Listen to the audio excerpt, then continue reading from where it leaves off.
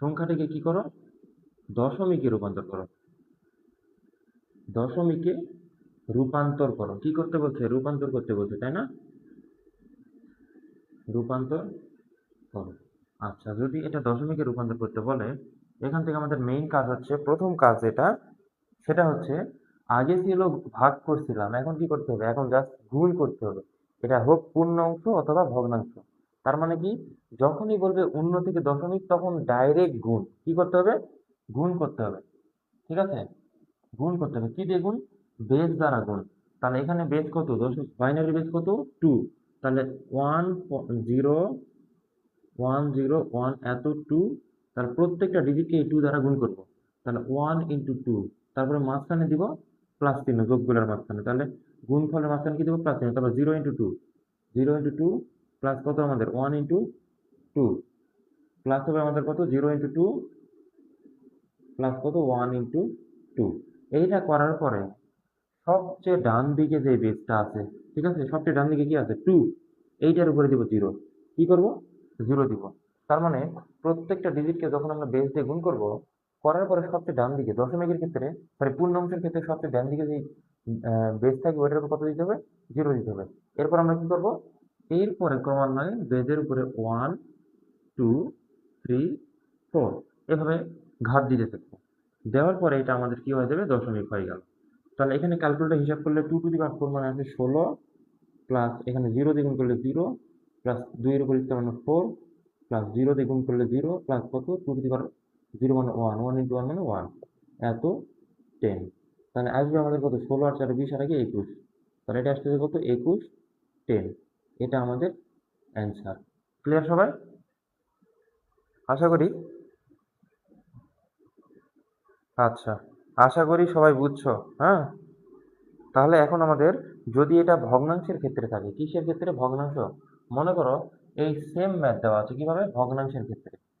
এই যে 1010.110 এত 2 ইকুয়াল টু হোয়াট, 10। তাহলে এটাকে আমাদের কি করতে বলছে, এই যে প্রথমের অংশটা হচ্ছে আমাদের পূর্ণাংশ, আর এর পরেরটা দশমিকের পরেরটা হচ্ছে আমাদের কি, ভগ্নাংশ। তো এই ক্ষেত্রে আমরা কি করব, এই ক্ষেত্রে জাস্ট একই নিয়ম আগের মতোই, 1010.110 এত 2, এটাকে কি করবো আমরা বলতো, এটাকে শুধুমাত্র আমাদের প্রত্যেকটা ডিজিটকে কি দ্বারা গুণ করতে হবে, 2 দ্বারা গুণ করতে হবে। তাহলে কি করব, 1 × 2। এই ক্ষেত্রে তোমাদের দশমিক বা ভগ্নাংশ কিচ্ছু দেখার দরকার নেই, এখন গুণের টাইমে সবগুলাকে গুণ করবো আর যোগ করবো। তাহলে 1 × 2 প্লাস 0 × 2 প্লাস কত আমাদের 1 × 2 প্লাস কত আমাদের 0 × 2, 0 × 2 প্লাস আসবে আমাদের 1 × 2, 1 × 2 প্লাস কত 1 × 2 প্লাস আসবে কত 0 × 2, 0 × 2। এখন আমাদের দেখো তো, দশমিক কত নাম্বার ঘরের পরে আছে এখানে, দশমিক কত নাম্বার ঘরের পরে আছে, যেই ঘরে দশমিক আছে। তাহলে দেখো 1 2 3 4, তাহলে 4 নাম্বার ঘরে। তাহলে 1 2 3 4, এই 4 নাম্বার ঘরে বেজ হচ্ছে 2, এই 2 এর উপরে দিব 0। এইটা ভালো মতো বুঝতে হবে। এইটা বুঝতে পারলে তোমার সংখ্যা পদ্ধতির প্রত্যেকটা রূপান্তর তোমার শেষ। হ্যাঁ, তাহলে কি বললাম, ডান দিকে কত নাম্বার ঘরের পরে দশমিক আছে দেখো তো, 1 2 3 4। তাহলে মানে দশমিকের আগে, ঠিক আছে, দশমিকের আগে কয়টা পূর্ণ অংশ আছে, 4টা ডিজিট। তো 4 নাম্বার ডিজিট, তাহলে 1 2 3 4, এই 4 নাম্বার ডিজিটে বেজের উপরে দিব ঘাত শূন্য। এরপরে বাম দিকে দিব 1 2 3, ঘাত দিব শুধুমাত্র বেজের উপরে। আর বাম দিকে দিব -1 -2, এইভাবে দিতে হবে। সবাই ক্লিয়ার? তাহলে কি বললাম এখানে দেখো তো, এই সবাই কি এটা বুঝছো?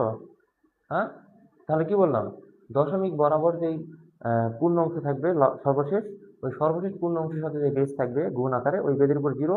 এরপর বাম দিকে +1 +2 +3, আর ডান দিকে কি -1 -2 -3, এভাবে আমাদেরকে ঘাত দিতে হবে বেজের উপরে।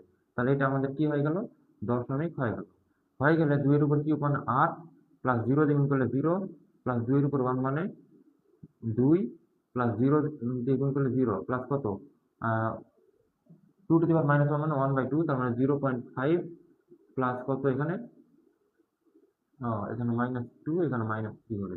আচ্ছা, তাহলে এখানে কত, -2 মানে কত 1/4, তার মানে কত 0.25, 0.25 প্লাস কত এখানে 0। তাহলে এটাকে আমাদের কি হয়ে গেল, দশমিক। তো দশমিকের ক্ষেত্রে তাহলে 8 2 10, 10.5 10.75, তাহলে 10.75 এত 10। এটা হচ্ছে আমাদের কি দশমিক, এটা আমাদের কি হয়ে গেল বলো তো, অ্যান্সার হয়ে গেল। সবাই ক্লিয়ার এটা? আচ্ছা হুজাইফা বলছো আরেকবার বলেন। আচ্ছা বলতেছি, দেখো সবাই একটু মনোযোগ দাও, হ্যাঁ। এইটা না বুঝলে কিন্তু একদম জীবন যৌবন সব শেষ তোমাদের, হ্যাঁ। কারণ এইটা যদি না বুঝো তাহলে সংখ্যা পদ্ধতির কোনো রূপান্তরই বুঝবে না। দেখো, কারণ এইটা দিয়ে আমরা আরো 3টা রূপান্তর পারবো, যেমন অক্টাল এবং হচ্ছে আমাদের কি হেক্সাডেসিমেল। সবগুলোকে আমি সহজ হবে মানে একটা রূপান্তর দিয়ে তোমরা নষ্ট করতে পারো, এভাবে পড়াচ্ছি।